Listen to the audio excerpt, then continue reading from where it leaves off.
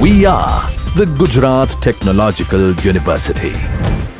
Since its inception over a decade ago, GTU has been empowering young and curating minds to realize their true potential. Over 4 lakh inspired students are enrolled with one of the premier academic universities in India. With more than 450 affiliated colleges in its fold operating across 5 zones of the state, GTU, the International Innovative University, your place to move forward.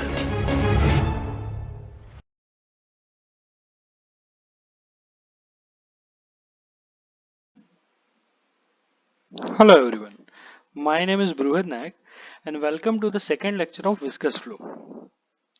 Now, till this, we have seen flow through pipes. In this flow through pipes, we have gone through velocity profile and shear stress profile. And we have also seen that velocity profile is a parabolic profile and shear stress profile is a linear profile. Let's further go into this topic and let's talk about velocity. Now there are basically 3 types of velocities. One is local velocity, second is average velocity, and third is maximum velocity. Okay, so we have seen that the maximum velocity occurs at this point. Okay, and the local velocity, if you want to check velocity at this point, okay, and similarly if you want to check velocity at this point, at both this point your velocity will be different. Okay, and for the particular point the velocity that you calculate is called local velocity. Okay, now in practice we doesn't use local velocity or maximum velocity, we always use average velocity. We always use average velocity. Okay, so to calculate average velocity, the average velocity can be calculated by dividing the discharge of the fluid across the pipe by dividing the pipe area.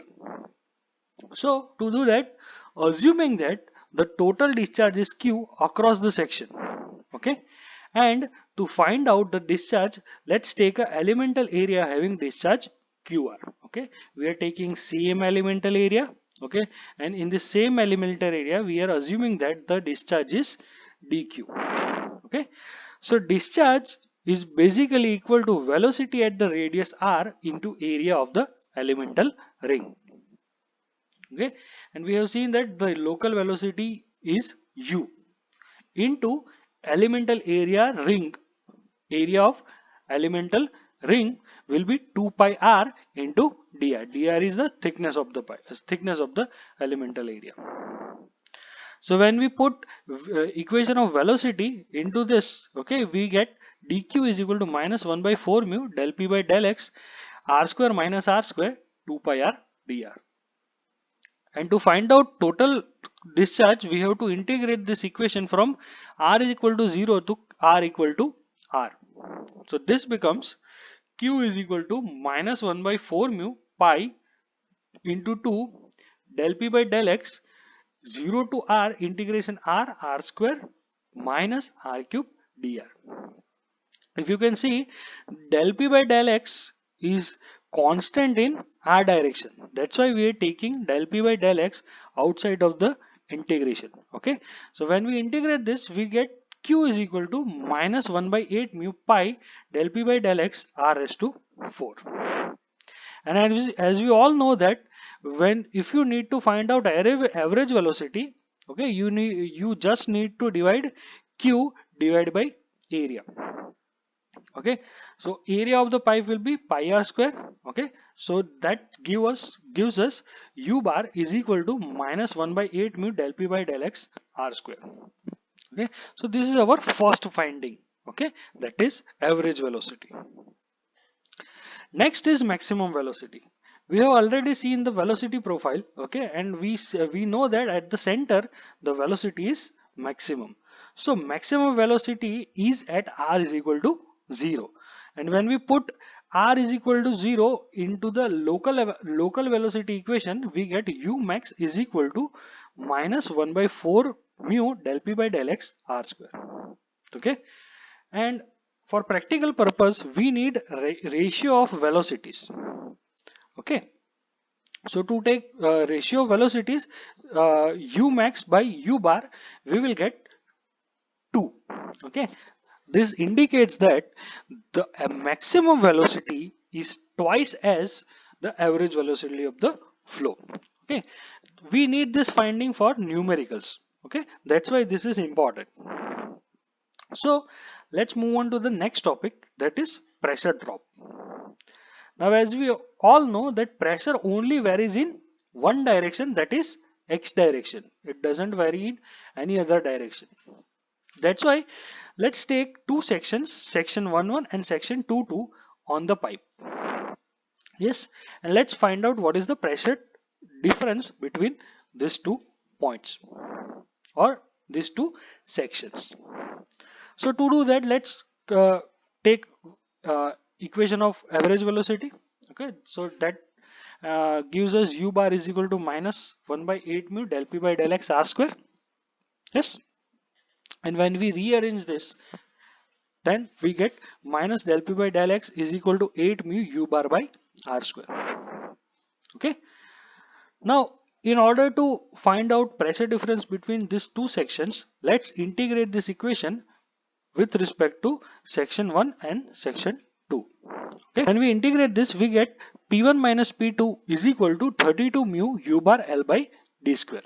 Okay, so this is your pressure drop.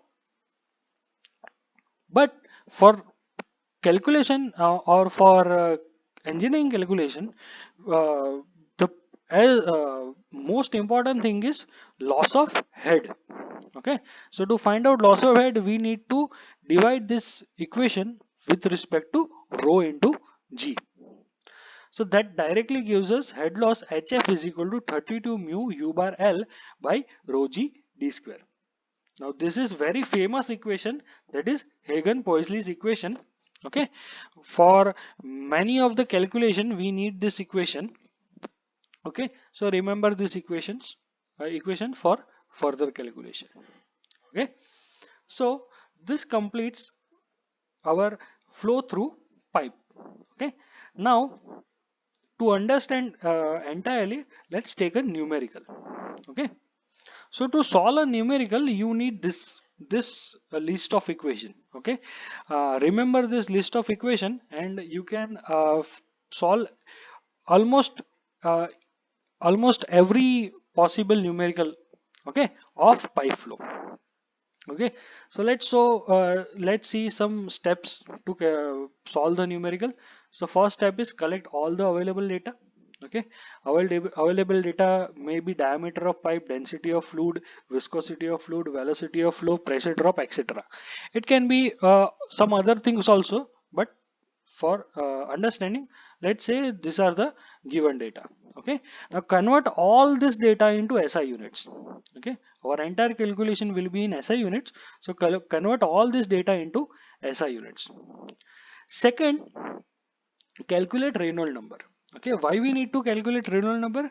Because Reynolds number indicates that if this flow is laminar or not. Okay, so when the laminar Reynolds number is in laminar region, you can use viscous flow equation, means this equation. Okay, so that pretty much solves the numerical. Okay, so let's take a numerical. A crude oil of viscosity 0.97 poise and relative density 0.9 is flowing through horizontal circular pipe of diameter 100 mm and length 10 meter. Calculate the difference of pressure at two ends of the pipe if 100 kg of oil is collected in a tank in 30 seconds. Okay, so a crude oil of viscosity 0.97 poise. Okay, so mu is given, that is 0.97 poise. Okay, we need to convert this poise into an SI unit. Okay, so if you divide this by 10, then it gives a SI unit of the viscosity, that is Newton second per meter square. Similarly, relative density is given, that is 0.9. Okay, so to convert this relative density into density, we need to multiply it with density of water. Okay, that is 1000. So that gives us rho 0 is equal to 900 kg per meter cube. diameter is given, that is 100 mm.